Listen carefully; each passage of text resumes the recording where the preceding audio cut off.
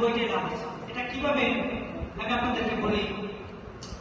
যখন রাসূল কারীম সাল্লাল্লাহু আলাইহি ওয়াসাল্লাম মক্কায় দ্বীনের দাওয়াত দিচ্ছিলেন, একেবারে অল্প সংখ্যক লোক ছিল, একেবারে অল্প সংখ্যক।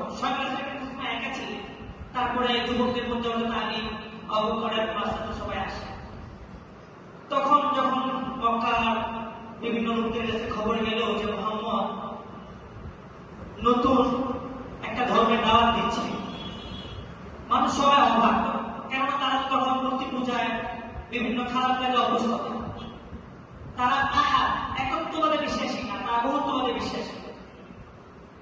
তো তখন তারা রাসূল কারীম সাল্লাল্লাহু আলাইহি ওয়াসাল্লামকে থামানোর জন্য বিভিন্ন ওয়ে খুঁজলেন। রাসূল কারীম সাল্লাল্লাহু আলাইহি ওয়াসাল্লাম দেখলেন যে লিডারকে, ওনার অভিভাবককে। তখন খুঁজে নিয়ে দেখলেন যে ওনার অভিভাবক হচ্ছে ওনার চাচা।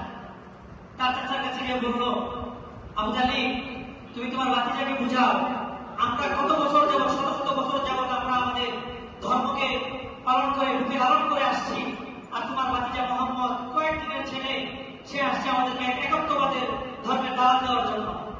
তুমি তাকে নিয়ে বসো, তার সাথে আমরা কন্ট্যাক্ট করবো, পার্সোনাল কন্ট্যাক্ট করবো।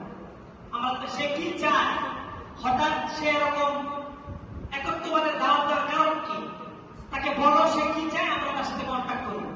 বর্তমান সময় আমাদেরকে অনেকে এমপি মন্ত্রীরা বলে যে ও কি চায়, ওরা নাইকে নিয়ে আসো, ওর সাথে কন্ট্যাক্ট করো, চাহাত কি বুঝি। তখন তারা ওই মক্কার লিডার উদ্বাস সাহেবারা চেহারা বললো যে তুমি মুহাম্মদকে বসাও।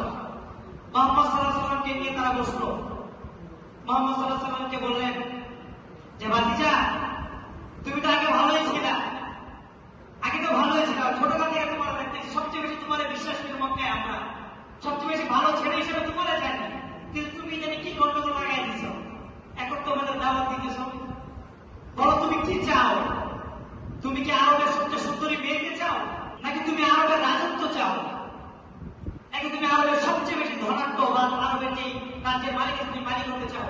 তখন রাসূল কারীম সাল্লাল্লাহু আলাইহি ওয়াসাল্লাম বলল, শোনেন, আপনাদেরকে আরেকটা দাওয়াত দিতে চাই।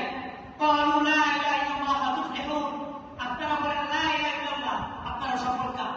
তারপর রাসূল কারীম সাল্লাল্লাহু আলাইহি ওয়াসাল্লাম বলল, কিভাবে? কারণ আপনাদেরকে বলি, আমি যে ধর্মের দাওয়াতটা দিচ্ছি, সেই ধর্মটা যদি আপনারা গ্রহণ করেন, শুধু আরব না, আরব ওয়াল আজম, আরবের বাহিরে